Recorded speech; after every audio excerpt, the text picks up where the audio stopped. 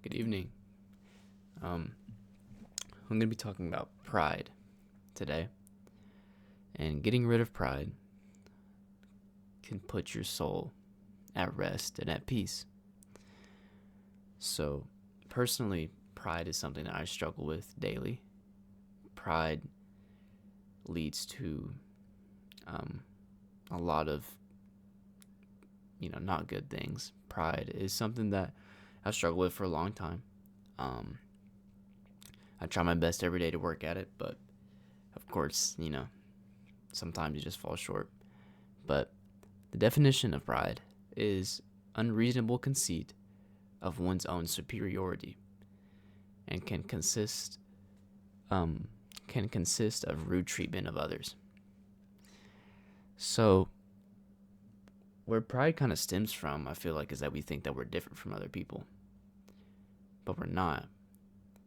Um, in 1 Corinthians 4:7, it says, "For who maketh thee to differ from another? And what hast thou that thou dost not receive?" It means, like, what do you have that you haven't been given? Now if thou didst receive it, why dost thou glory as if thou hast not received it? So why are you? This is kind of speaking to saved people as well, and people that might think that they might be held to a higher standard just because they believe themselves to be righteous. And, in quotations, very. I know I felt that way whenever I began my started really building my fellowship with God. I would catch myself thinking that I was above certain people, and thinking that somehow I was better than them. But what hast thou that thou dost not receive? Now if thou did receive it, why dost thou glory as if thou had not received it? Um, why are you glorifying in it if you didn't produce that? It came from somewhere else. That that fellowship that you have. In going to John 8:7, Jesus is speaking to a crowd of people that were going to stone a woman for committing adultery, for cheating on her husband.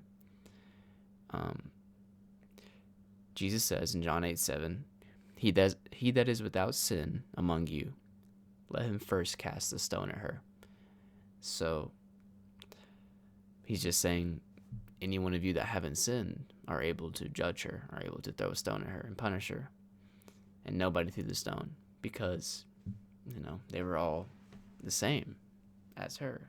There wasn't a difference between them and her in that moment and in general. So I used to think I was, something, before I had a fellowship with God, before I started walking in the Spirit. And while I was walking in the flesh, I thought that a lot of my pride made me feel like I was something. I had, and of course, I had value, I guess, but nothing that, no value that had any meaning to it. In Galatians 6:3, for if a man think himself to be something when he is nothing, he deceiveth himself. Walking in the flesh and not having a fellowship with God, you're nothing.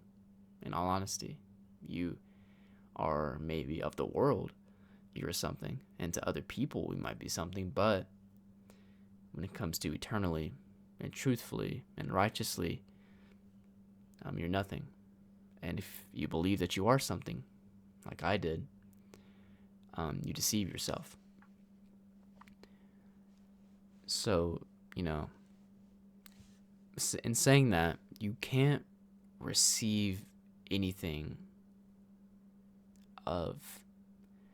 you can't receive really much unless it be from God. And I'll explain a little more about it. In John 3:27, John answered and said, a man can receive nothing except to be given him from heaven. I like to think of this verse as, just the Spirit of God, the Holy Spirit as well. Receiving either, whether it be wisdom, knowledge, peace, happiness, if it's from heaven, from God, and that you also gain just from having a fellowship with him and denying yourself and getting rid of that pride and realizing that you can't really receive anything of much value within this world, all these worldly things. And I'll just read it one more time. A man can receive nothing except to be given him from heaven. And just applying that verse to my life personally, I believe it to be 100% true. In Matthew 23:11-12, this is talking about exalting yourself and putting yourself on a pedestal and putting yourself above others for some reason. Jesus says, "But he that is greatest among you shall be your servant, and whosoever shall exalt himself shall be abased, and he that shall humble himself shall be exalted." So exalted just means having a lot of pride in yourself and putting yourself above people and just above in general. And he that shall humble himself shall be exalted. So if you naturally humble yourself in the eyes of God, you will be exalted, which the eyes of God is, and his praise is really the only thing that matters. And I'll get more into that later in the video. And also that second part of that verse, and whosoever shall exalt himself shall be abased. You might feel exalted. You might feel like you're, really prideful and doing great and nothing can stop you. But eventually you will be brought down. And at least me, this just coming, some of this is just coming from, personal testimony, honestly, and you will be abased. So just applying, again, that verse, at least applied to my personal life. It was true. So I like to just imagine that, not even imagine, because it is true, but thinking about that we're all one in God. Of course, we're very individual. I'm not even going to try to pronounce it, but we're individuals. We have to think of ourselves, as just my life is my life. Nobody understands my life. What I've done, I should be here. What this person done, they should be here. That kind of, at least, just that mental kind of thought process, goes through your head a little bit. But in Galatians 3:26, it says, "For ye are all the children of God by faith in Christ Jesus." And then going to verse 28, "There's neither Jew nor Greek, there's neither bond nor free, there's neither male nor female, for ye are all one in Christ Jesus." And yeah, I don't really have much to say, but hopefully you're able to kind of get that. What it's just saying is we are all individuals, yes, but what makes us different from each other, really, genuinely, like truly, what makes us different from each other? We're all covered in sin. Maybe it's not the same, but it's under God and in God's eyes, which is the only view that really has truth and righteousness and meaning to it. We're all the same. We're all his children. And just a lot of pride in general around the fact that no, I'm myself, nobody, it's, and that's how I used to be as well, just shrouded in pride.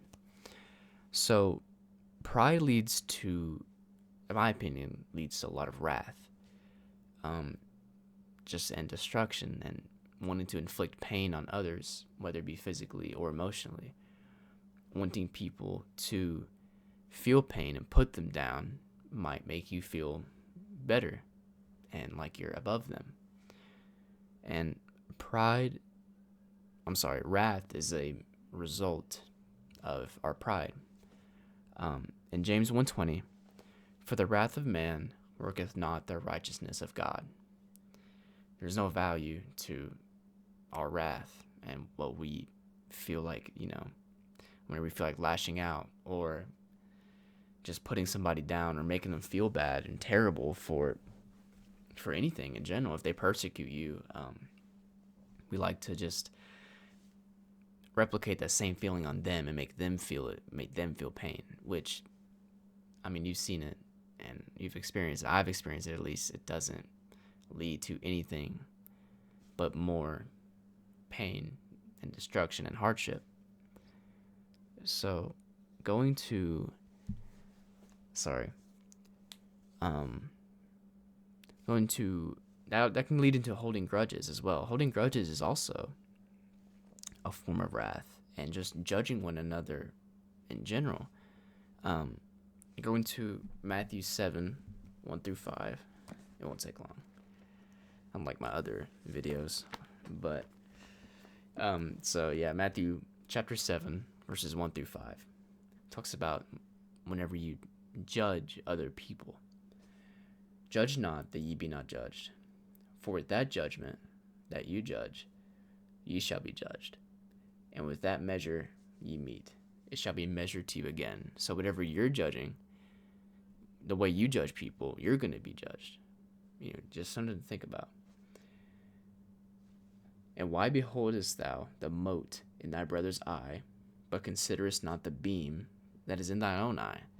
So why are you even thinking about, or why are you trying to persecute somebody or judge somebody for their faults when you yourself have a beam in your own eye, have faults yourself? And this is, again, I feel like sometimes the Bible kind of just like speaks directly to me. It's weird, but in the verse 4, or how wilt thou say to thy brother, let me pull out the mote out of thine eye, and behold, a beam is in thine own eye?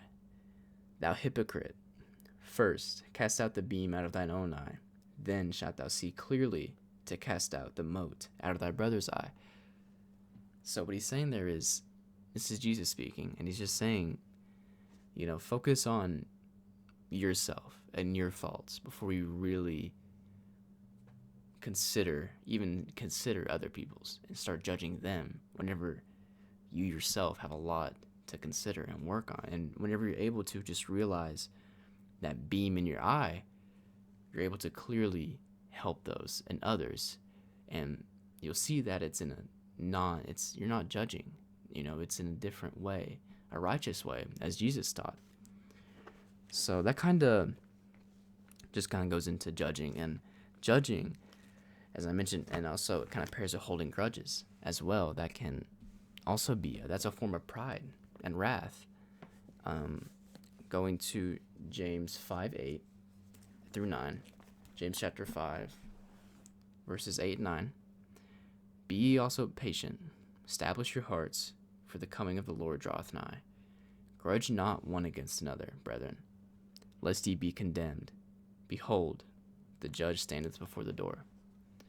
So holding grudges is a form of just hatred in your heart and destruction. And holding a grudge not one against another, lest ye be condemned.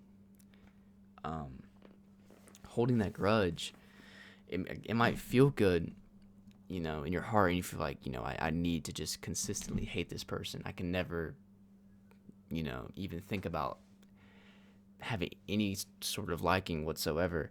But holding that grudge is just, that's again fighting hate with more hate internally, and it's just eating away at your soul, and also just feeds more into pride, thinking that, I'm way too, there's no way I would ever, there's no way I would have ever done that. I'm way too good of a person, and I know who I am, that I can't even consider, forgiving them or not having a grudge towards them or whatever it is. And, I used to be that same way. And I'm probably will in the future. I'm not perfect whatsoever. But, I don't know, I've just found with holding grudges, it just does a lot of damage and absolutely no good. The only good that you could say that there is only what you think, personally. You think that it's right, but what's important is not to focus on being right, but righteous. Or at least trying your best to be righteous, because that's where the most value is, especially eternally. And eternally is what matters. So, with grudges, that also goes into forgiving. Mark 11:25.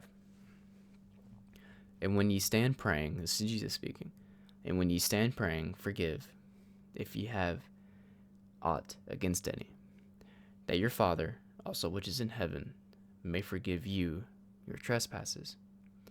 So the way that God forgives us for sinning every day, every single day, I've turned my back on God multiple times, and he still forgave me every time. Jesus is basically saying here, don't be a hypocrite. If forgive somebody, if they ask for forgiveness, forgive them. Don't hold a grudge on them. Forgive them like your Father did, like God did, like he forgave you for your trespasses every day. You know, whether you're turning your back on him all the time like I was, he still forgave me. And then if I'm ever holding a grudge or not feeling like forgiving somebody, I just remember that, or I try my best to. But there's also a difference between forgiving and accepting. Forgiving somebody is an eternal thing in your heart. You no longer have hate or a grudge towards them. But that's not saying keep putting up with what's happening to you. He's not saying that. He's just saying don't hold that hate for them. Take them in eternally as God does you daily. So with a lot of pride comes what you say, what your mouth says, your tongue, as referred to in James 3. Let's go to it real quick. So James 3, starting at verse 6, it's just talking about the tongue in general. And the tongue is a fire, a world of iniquity. So it can really just do no good. It's a world of sin, iniquity, darkness. So and the tongue is a fire, a world of iniquity. So is the tongue among our members, that it defileth the whole body. What you say can defileth you, your whole body. It shows who you are. It shows the fruit that you bear. That it defileth the whole body, and setteth on fire the course of nature, and it is set on fire of hell. So setteth on fire the course of nature. What you say, the power and that your tongue has, it can create a lot of strife and hardships and destruction. For every kind of beast and birds and of serpents and of things in the sea is tamed, and hath been tamed of mankind. Just talking about the things that mankind has tamed. But the tongue can no man tame. It is an unruly evil, full of deadly poison. Therewith bless we God, even the Father, and therewith curse we men, which are made after the similitude of God. So we bless God, and therewith we also curse men with our tongue. Out of the same mouth proceedeth blessing and cursing. My brethren, these things ought not so to be. So what he's saying there is that shouldn't be how it is. You should try your best not to mix your blessings and cursings, like what you say. It should just be one. I'll just read that verse one more time. Out of the same mouth proceedeth blessing and cursing. My brethren, these things ought not so to be. Doth a fountain send forth at the same place sweet water and bitter? Can the fig tree bear olive berries? Either vine, figs? So can no fountain both yield salt water and fresh. Basically saying your tongue should not curse men and bless God at the same time. That's not what it is, and it can defile your entire body and really show who you are. And just a little bit more about it, going down to verse 14.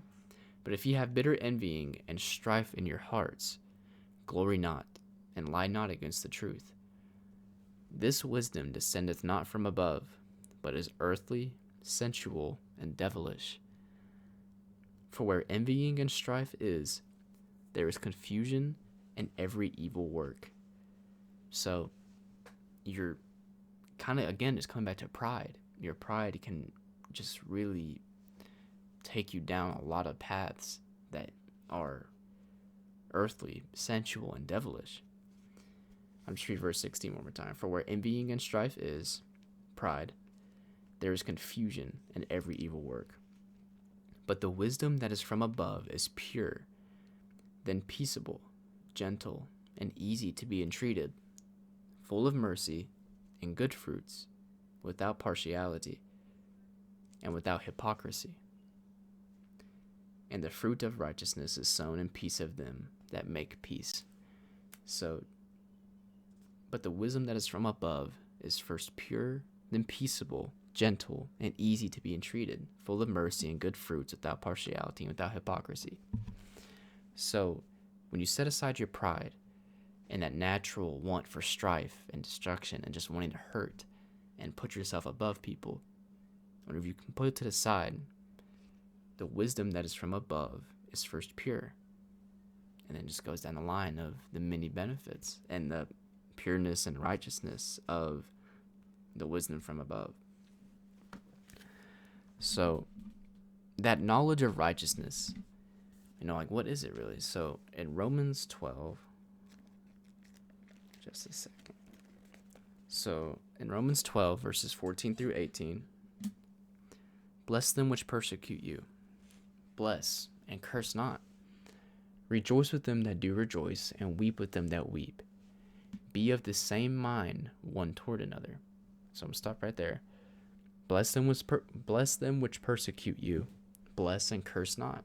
What value does cursing do and not blessing them? If somebody's persecuting you, what value does it bring if you persecute them back? You're just adding to them and their hatred, and you're just taking away from you. You're just taking away pieces of your soul when you do that. And I used to do it. I'm making a face acting like, no, I used to, and probably I still do. I have to catch myself sometimes. It's just who we are. Verse 16, be of the same mind one toward another. Be of the same mind, the same perspective. You're not above anybody. Set aside your pride and realize that there are other perspectives and points of views out there. Mind not high things, but condescend to men of low estate. Be not wise in your own conceits. You might know a little bit more than other people, just in general, you might know some, be not wise in your own conceits, which means don't apply that to everybody, and don't persecute somebody just because they might not know as much as you do. Be of the same mind one toward another. And verse 17, recompense to no man evil for evil. Provide things honest in sight of all men. Evil for evil, that's not honest. That's not truth. That's not from above. 18. Sorry, got a little sidetracked. If it be possible, I restart. If it be possible, as much as lieth in you, live peaceably with all men. Because only benefits can come from that. Again, what do you gain from spitefulness and just wanting to attack an attacker? You're just adding more to the problem in general, and you're not going to be at peace. Not being able to set your pride aside, you're not going to find rest in that. You're going to be through a lot of strife eternally, and maybe not in the moment, but eternally you will. So there are two great commandments according to Jesus. He mentions them in Matthew chapter 19, verse 19. Jesus says, honor thy father and thy mother, and thou shalt love thy neighbor as thyself. It also goes back to just being of one mind and loving thy neighbor as thyself. We are one, especially in the eyes of God. We are just one. There's no reason to put yourself above other people. There's no reason to have so much pride in yourself. Again, it's hard to learn, especially for me, living with so much pride forever, pretty much. It's difficult. This isn't a natural thing to us. But if you really look at it from a broad perspective, we are all the same. And whenever you love thy neighbor as thyself, you're just practicing the righteousness of God and practicing the wisdom from above, and just there's absolutely no downsides to that. And it's just, like what can stop you at that point, really? I mean, whenever you, and not just that's not what you really have to look at. Sorry, which is looking at it, loving other people as yourself. That can only create goodness. And we should love the people. Again, we should love the people that try to hurt us, which personally, not many people. It's pretty rare for me personally whenever somebody actually tries to just verbally hurt me or persecute me. But it has happened in the past. And I can't say that I reacted righteously.